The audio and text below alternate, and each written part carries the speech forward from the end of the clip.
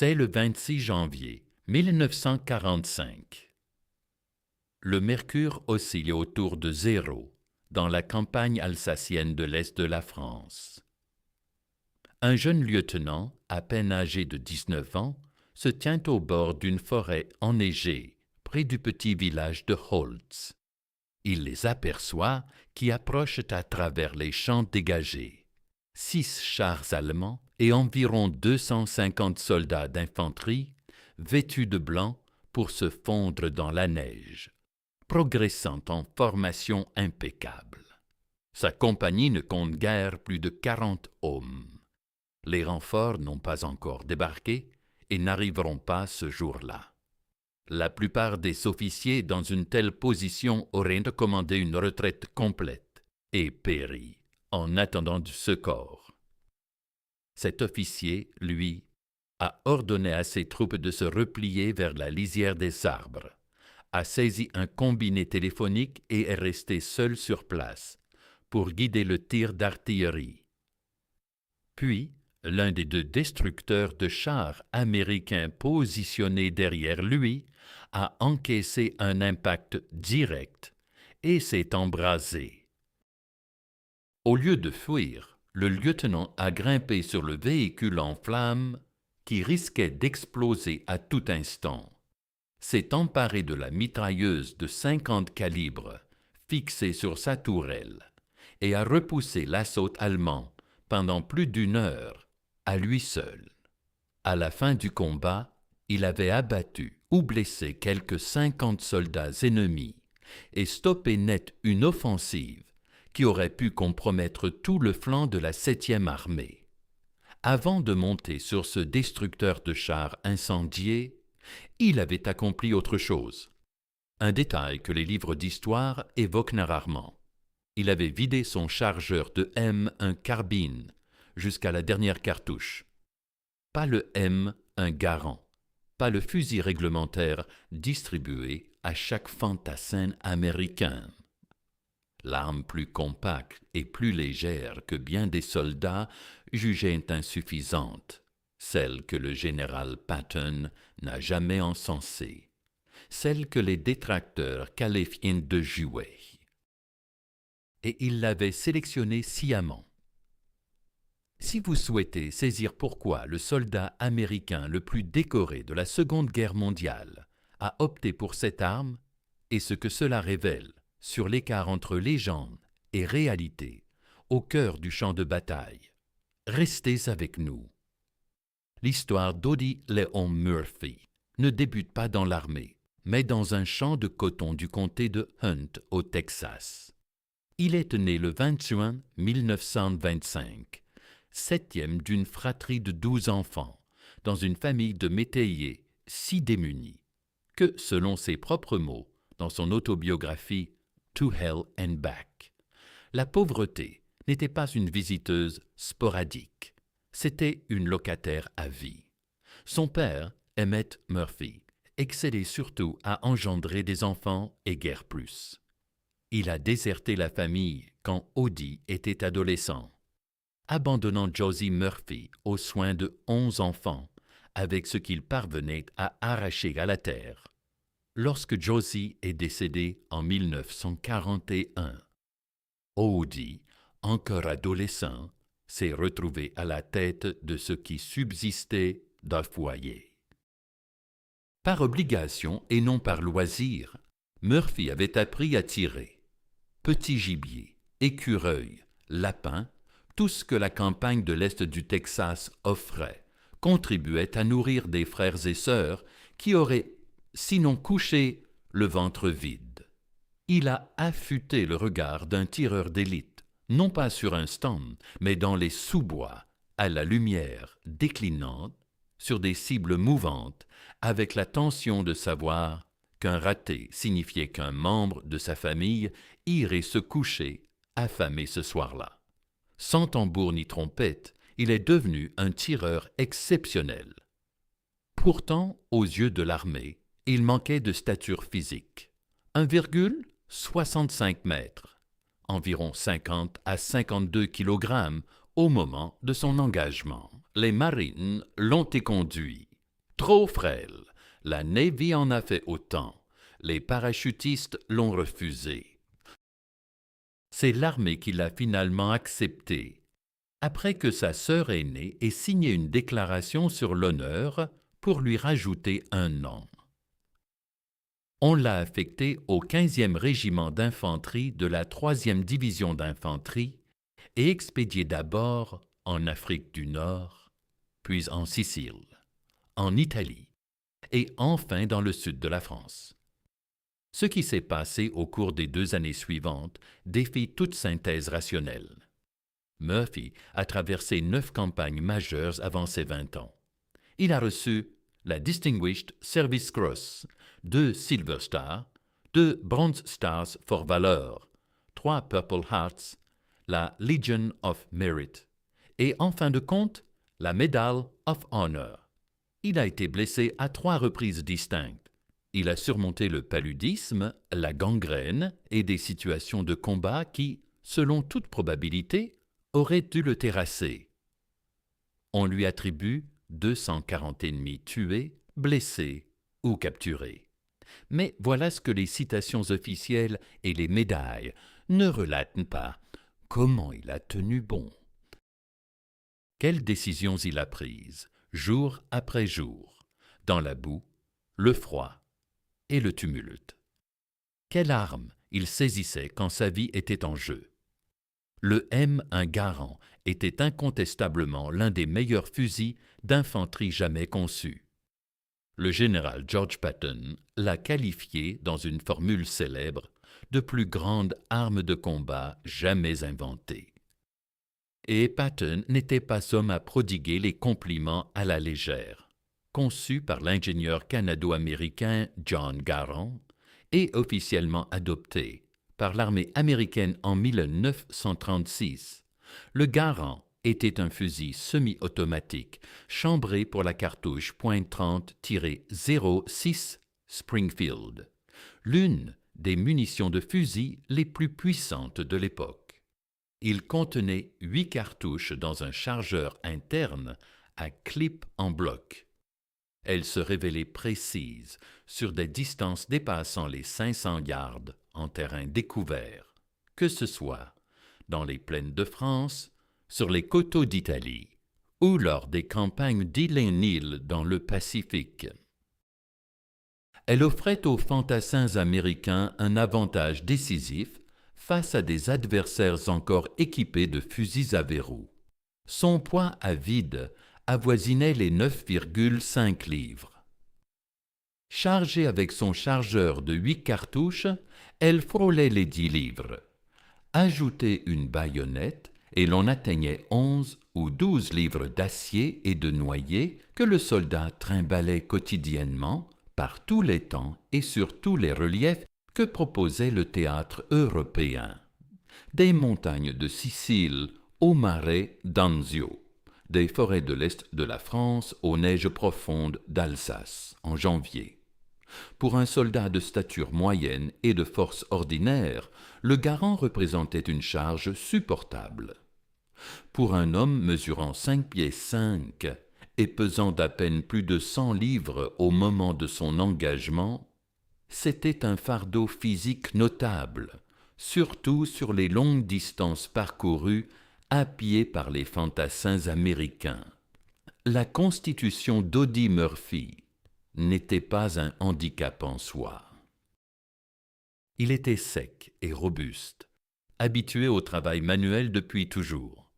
Mais lors d'opérations prolongées, le poids accumulé devient une souffrance incessante.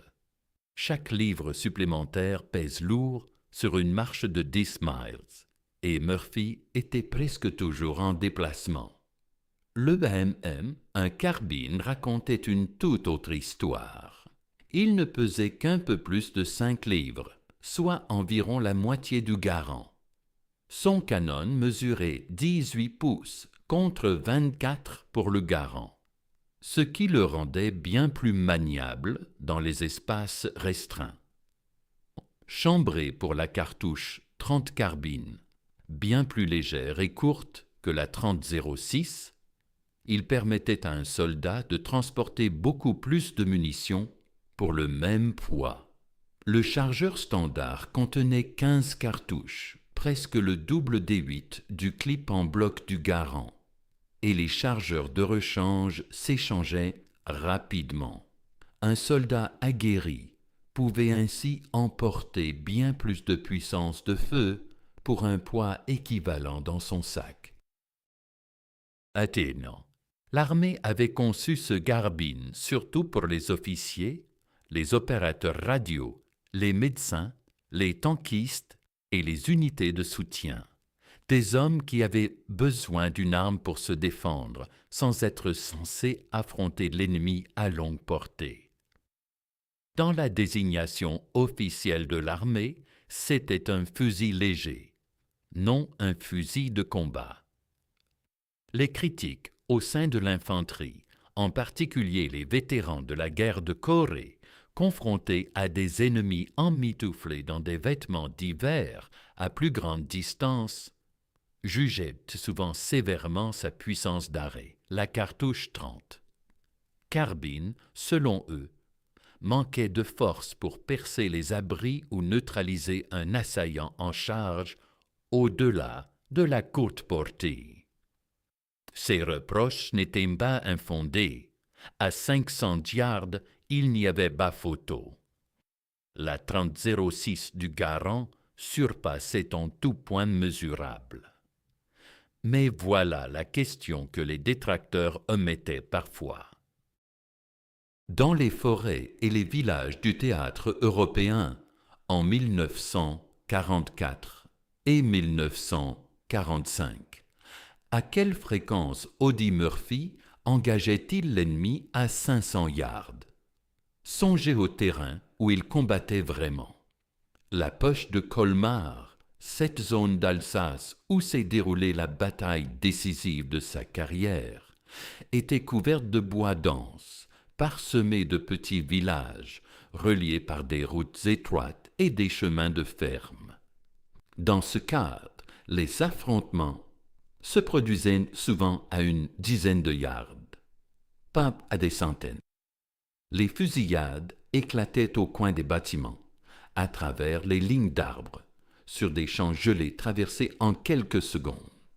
La capacité d'un soldat à pointer son arme vite, à repérer et tirer avant que l'ennemi ne réagisse, comptait bien plus dans ces cas que de percer un mur de béton à 300 mètres. Le canon plus court et le poids réduit du M. Un carbine lui conférait un net avantage en maniabilité sur terrain clos. On pouvait le lever, viser et tirer plus rapidement que le Garand plus long et lourd.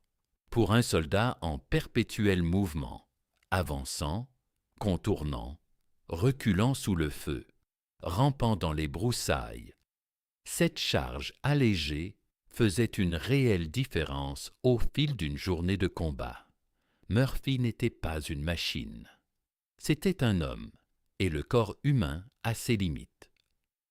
Chaque calorie économisée en portant une arme plus légère était une calorie disponible au moment critique. Dans ses mémoires adressés à Hélène, publiés en 1949, est l'un des récits les plus francs et sans phare du combat d'infanterie par un vétéran de cette guerre. Murphy consigne son recours aux carbines lors de multiples accrochages. Il évoque comment il l'a levé et tiré à la manière d'un pistolet d'une seule main, après avoir été blessé à la hanche par un sniper, une action qui aurait été bien plus ardue avec le Garand plus pesant.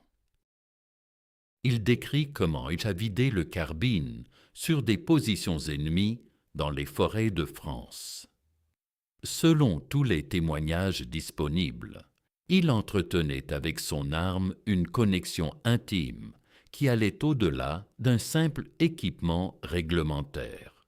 Il la connaissait comme l'artisan connaît l'outil qui l'a sauvé la vie.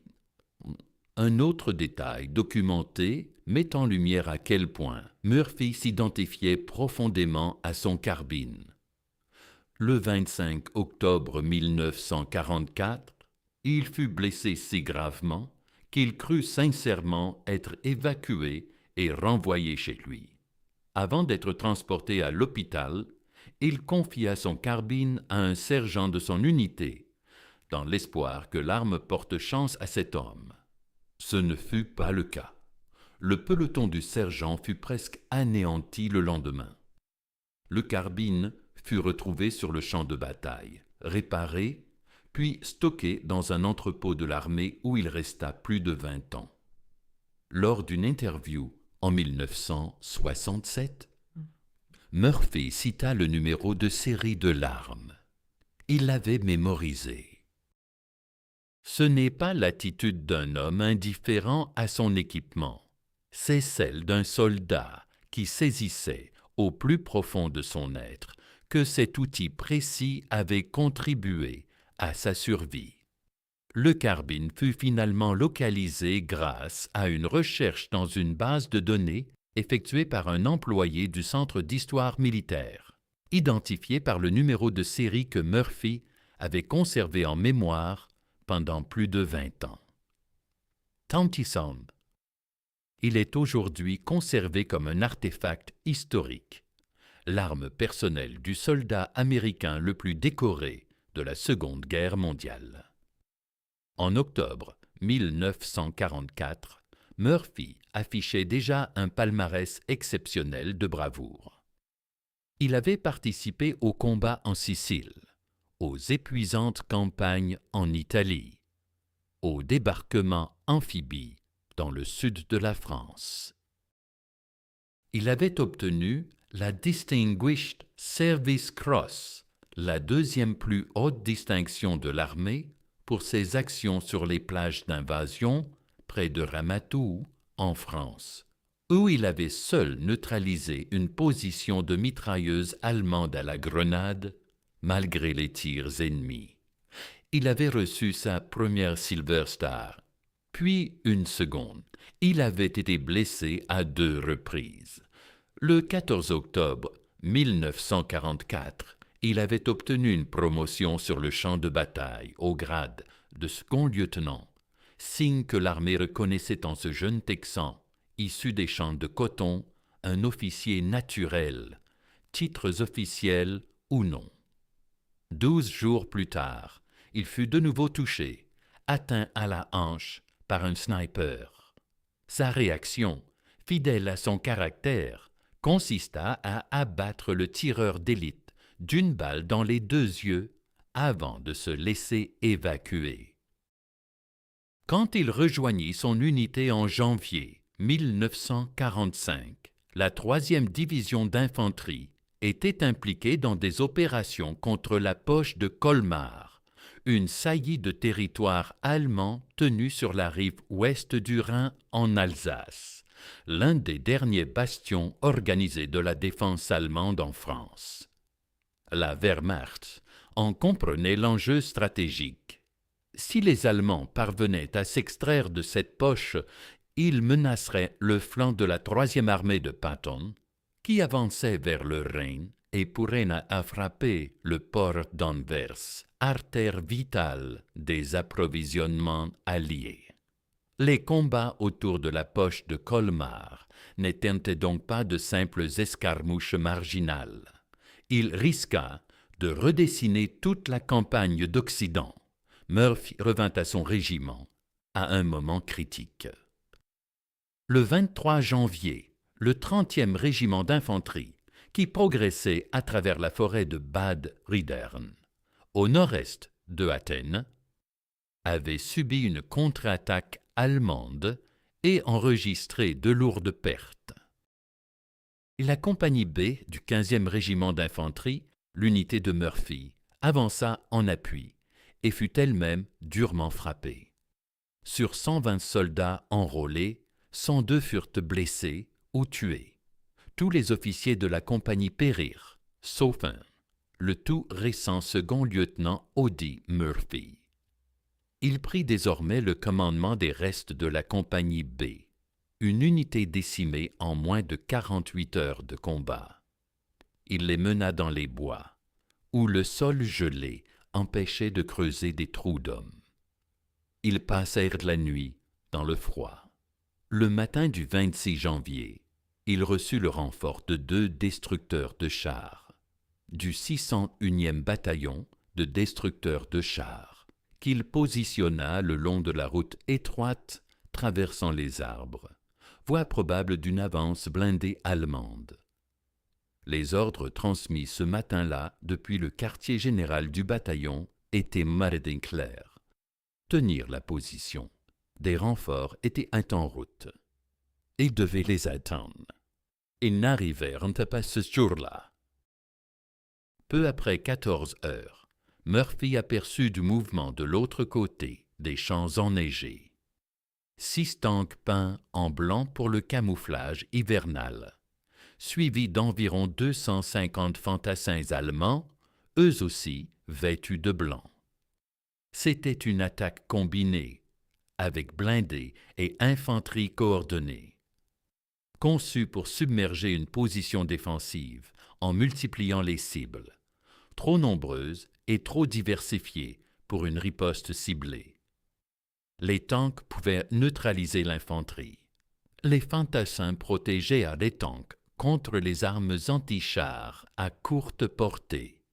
Murphy comprit sur le champ que sa petite force déjà affaiblie ne tiendrait pas l'assaut depuis sa position actuelle. Il ordonna à ses hommes de se replier vers la lisière des arbres à l'abri des champs ouverts.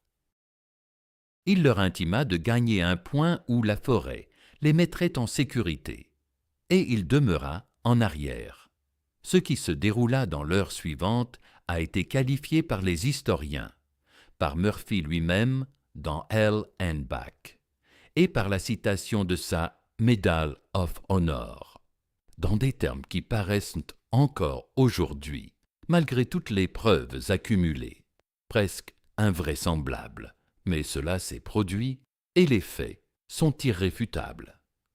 Murphy tint son poste avancé, isolé dans un faible abri au bord de la forêt, pendant que des chars allemands s'approchaient à quelques mètres de lui seulement. Il appela des tirs d'artillerie par téléphone, guidant les obus sur l'infanterie ennemie qui progressait, tout en étant exposé aux tirs directs des Allemands, tant des tanks que des fantassins qui suivaient. Il poursuivit ses tirs avec son M1 carbine contre les assaillants. Puis, l'un des 2 destructeurs de chars situés derrière lui fut touché par un obus allemand et prit feu. L'équipage abandonna le véhicule en flammes et se replia dans les bois. Au lieu de se retirer, Murphy avança vers le destructeur de chars. Il grimpa dessus alors qu'il brûlait, chargé de carburant et de munitions qui pouvaient exploser à tout instant, et s'empara de la mitrailleuse de 50 calibres fixée sur la tourelle. Depuis cette plateforme enflammée et vulnérable, il continua à combattre les forces allemandes. Sa citation de la Medal of Honor relate les événements suivants dans un langage officiel et tempéré. Mais la réalité sous-jacente reste stupéfiante. Pendant plus d'1 heure, Murphy demeura sur ce véhicule incendié, actionnant la mitrailleuse tout en dirigeant l'artillerie par téléphone, tandis que des chars allemands s'avançaient à portée de vue et que l'infanterie allemande tentait à plusieurs reprises de le submerger. Il fut blessé à la jambe au cours du combat. Il n'en continua pas moins à tirer. Lorsque les munitions de la mitrailleuse s'épuisèrent enfin, il descendit du destructeur de chars en feu, traversa jusqu'à ses propres hommes dans la lisière des arbres et lança une contre-attaque contre les positions ennemies, l'assaut allemand, destiné à percer les lignes américaines et à ouvrir la voie à une offensive plus large, fut stoppé net par un seul homme au bord d'un véhicule en flammes, luttant avec un téléphone, une mitrailleuse et ce qui lui restait d'armes. Il avait tué ou blessé environ 50 soldats allemands. Les forces allemandes se retirèrent dans les bois qu'elles occupaient. La citation de la Medal of Honor, lue par le lieutenant-général Alexander Patch lors de la cérémonie de remise, le 2 juin 1945, affirmait que les actions de Murphy avaient sauvé sa compagnie d'un encerclement et d'une destruction probable. Selon le jugement éclairé de l'armée américaine, il s'agissait de l'acte individuel de bravoure le plus extraordinaire du théâtre européen. Interrogé des années plus tard sur ce qui l'avait poussé à monter sur ce véhicule en feu pour affronter seul une compagnie entière de soldats allemands, la réponse de Murphy fut d'une franchise typique. Il expliqua qu'il tuait ses amis. Dans la manière dont nous racontons les histoires de soldats exceptionnels, il y a une propension à insister sur les instants d'héroïsme individuel. Les positions dramatiques, les chants infâmes, les décorations et les citations officielles. Ces moments comptent, bien sûr, mais ils s'inscrivent dans un contexte plus vaste de décisions, d'habitudes et d'expériences accumulées. La résistance de Murphy à Holzwihr n'est pas sortie du néant. Elle découlait de 2 ans et demi de combat à travers 9 campagnes, au cours desquelles il avait forgé un ensemble de compétences, d'instincts et de préférences qui, en janvier 1945, étaient devenues une seconde nature. Sa préférence pour le M. Un carbine faisait partie de ce bagage. Le carbine n'était pas le fusil d'infanterie standard de l'armée. Ce n'était pas l'arme louée par Patton, ni celle célébrée dans les manuels, ni celle que la plupart des gens imaginent quand ils pensent à un fantassin américain en 1945. Mais c'était l'arme qu'Audie Murphy emportait systématiquement au combat à travers les campagnes du théâtre européen. Plus léger et plus maniable, il convenait mieux aux échanges rapides et à courte distance qui marquaient dans les affrontements d'infanterie dans les forêts et les villages de France. Son chargeur de 15 cartouches offrait plus de tirs avant rechargement. Son poids réduit au fil d'une journée de marche et de lutte lui conservait plus d'énergie au moment critique où elle faisait la différence entre vie et mort. Dans le théâtre européen, compte tenu du type de combat, du terrain, des distances et de la densité de la couverture, une arme que le soldat pouvait manier vite et porter longtemps l'emportait, souvent sur une qui délivrait théoriquement plus de puissance à longue portée. Murphy le savait d'expérience. Il n'avait pas opté pour le carbine parce qu'on le lui avait remis, ou par ignorance des options, ou parce qu'il méconnaissait les capacités du garand.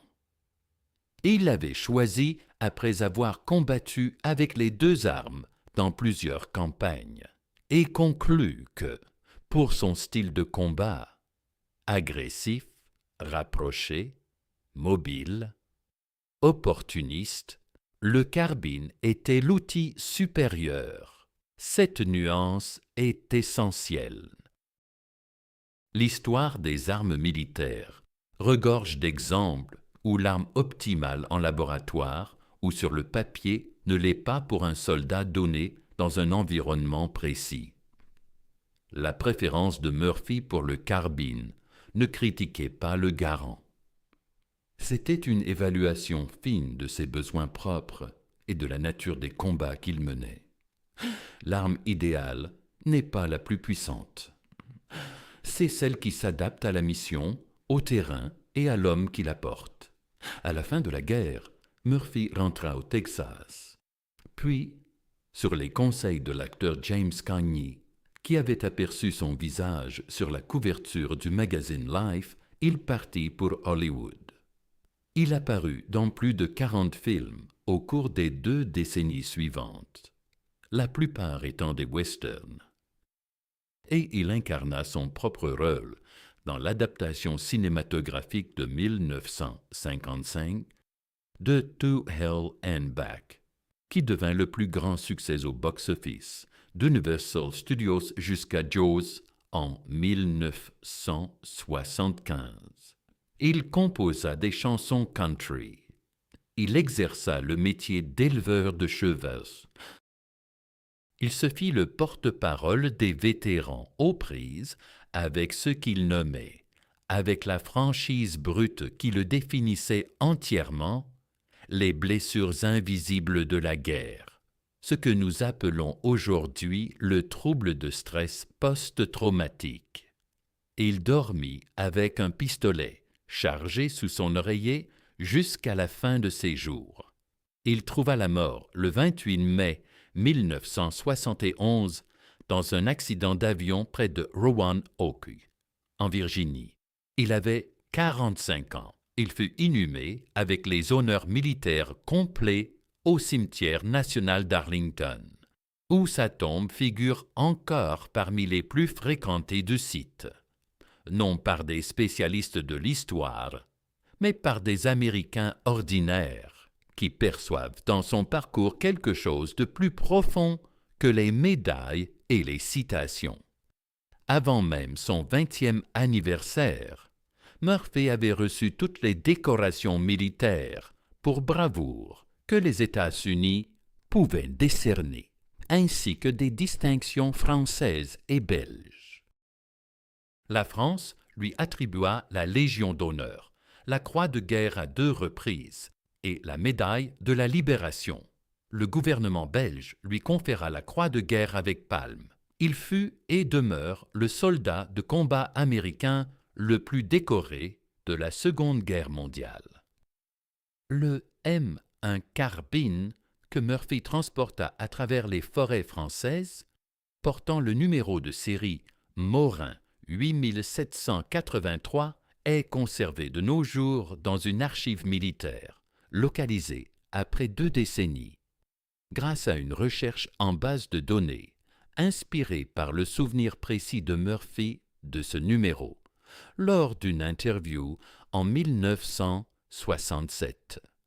Le fait qu'il s'en souvienne, ce numéro spécifique d'un fusil qu'il avait porté sous le feu à travers de multiples campagnes, blessé à 3 reprises, luttant pour sa survie dans des lieux que la plupart d'entre nous ne connaîtront jamais, révèle la profondeur du lien entre un soldat et l'arme sur laquelle il compte pour sa vie. Le débat sur le M1 Carbine et le M1 Garand perdure depuis des décennies parmi les vétérans, les historiens et les collectionneurs. Les arguments sont solides des 2 côtés. Le Garand offrait, en terrain découvert, une puissance de feu supérieure et une portée plus longue. Le Carbine, plus léger et plus maniable, convenait mieux aux combats rapprochés en zone boisée. Aucune des 2 armes n'était supérieure en absolu. Toutes 2 accompagnaient les soldats américains lors de certains des affrontements les plus féroces du XXe siècle. Mais la réponse à la question au cœur de ce récit, pourquoi Audie Murphy, le soldat américain le plus décoré de la Seconde Guerre mondiale, préférait-il le carbine au Garand, n'est pas fondamentalement une interrogation technique. C'est une réflexion sur le jugement, sur l'écart entre ce qui fonctionne en théorie et ce qui fait ses preuves quand on se retrouve isolé au bord d'un véhicule en flammes, sous la neige de janvier, avec des chars allemands à 30 yards et 50 hommes qui comptent sur vous pour tenir la position. Murphy savait ce qui lui convenait.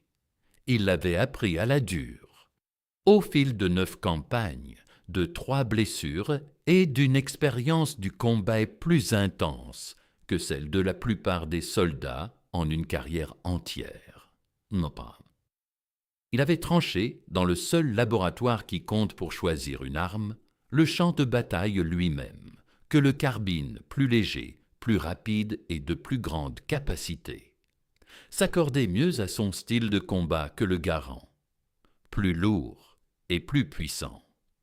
Et puis, le 26 janvier 1945, près d'un petit village dans l'est de la France, il grimpa sur un chasseur de chars en feu et le démontra. Certains hommes ont conquis leur médaille en un instant exceptionnel. Audie Murphy les a gagnés sur 2 ans et demi, au coup par coup, fusil en main, avec une arme que la plupart des officiers de l'armée jugeaient indigne du front. Il possédait une intuition qu'ils n'avaient pas, et l'histoire, comme tant de fois, a donné raison à celui qui y avait vraiment participé.